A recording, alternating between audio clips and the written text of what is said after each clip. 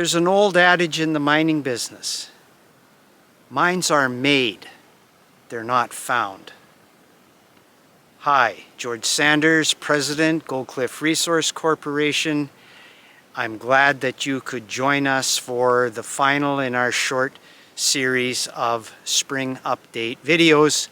Today we're going to talk about the Panorama Ridge project. Panorama Ridge is located in south central British Columbia in the Similkameen district. It is a well-known historic gold producing area, and we'll start with a quick summary of that. Between the early 1900s and 1955, 1.5 million ounces of high-grade gold were recovered from gold skarn style mineralization in the Headley camp. The recovered grade was just under 1/2 ounce, so very good grade historically. In the mid-1980s, an open pit mine was developed at the top of the mountain range, and that was a result of some folks examining the old workings and recognizing that the high grade that was mined by the old timers was contained in a much broader envelope of lower grade but potentially economic gold values. So in the late 80s, an open pit mine was put in production and recovered over about a 10-year period, recovered an additional 1 million ounces.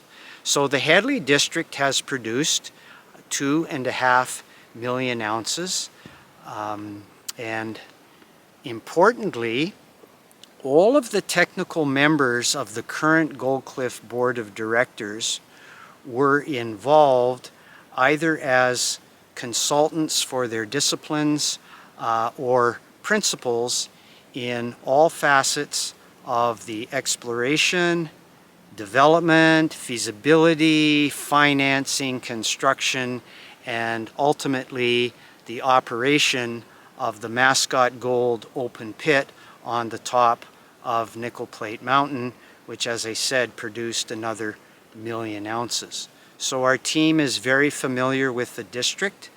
The original founder of Goldcliff was a geologist who was also part of the Mascot team and was one of the geoscientists who recognized the bulk tonnage envelope containing the high-grade material, and he was responsible for the direction of the staking of the Panorama Ridge property, which happened in 2000.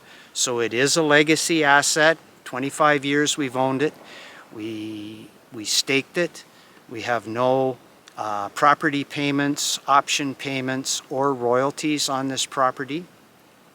It's really a legacy asset also in terms of the money we spent on it. It is our most advanced asset.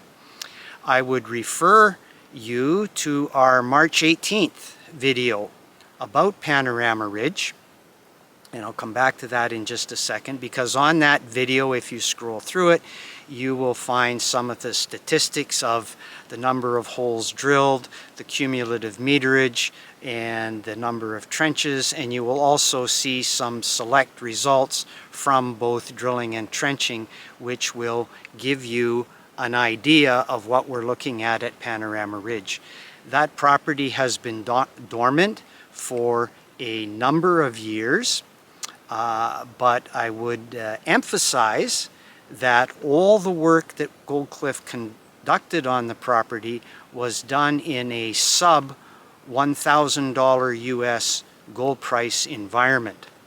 And if you check out those numbers on the March 18th video, you will see that some of the results reported become very compelling at a Canadian dollar gold price of $4,500. So we're very interested in re-evaluating what we have and unlocking hopefully some hidden value at Panorama Ridge. Now, at the outset, I talked about mines being made, and I'll come to that in a second, but I want to put out a quick disclaimer here. We're not claiming that we have a mine just in the making. This is very much an exploration project. This is very much still a drill stage project. There is no resource on this property, and speaking briefly to that, we never believed we'd found the limits of mineralization, and so felt that it was not appropriate at that early stage to take what we have found to a resource reporting stage. So there's no resource here. This is exploration. We're not claiming that we have a producible asset here, but we do talk about that because what that adage really refers to is engineering, ingenuity, and creativity in finding ways to bring a deposit into a producing asset that generates enough cash flow to not only pay back its capital cost, but to distribute that cash flow to the company, to its shareholders. And so that's why we begin this with that adage.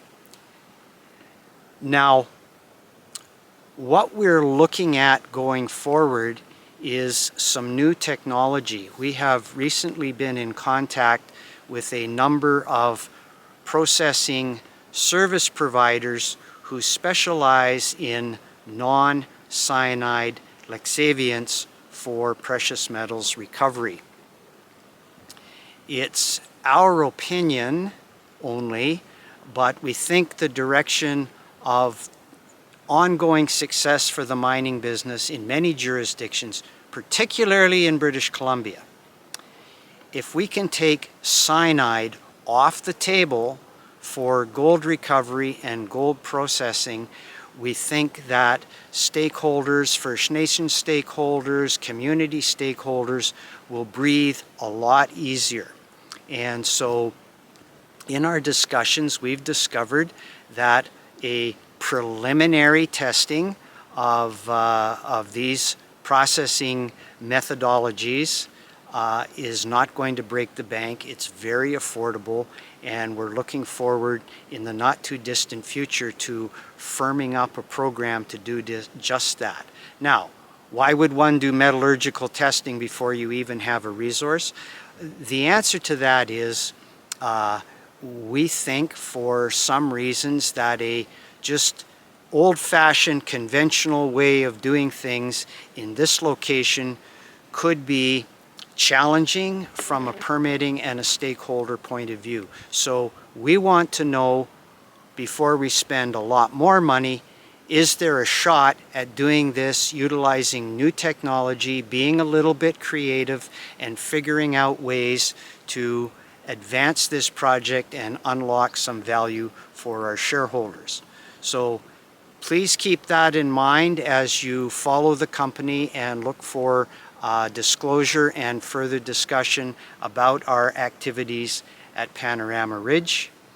And as usual, we appreciate you tuning in, and stay tuned for further updates and commentaries.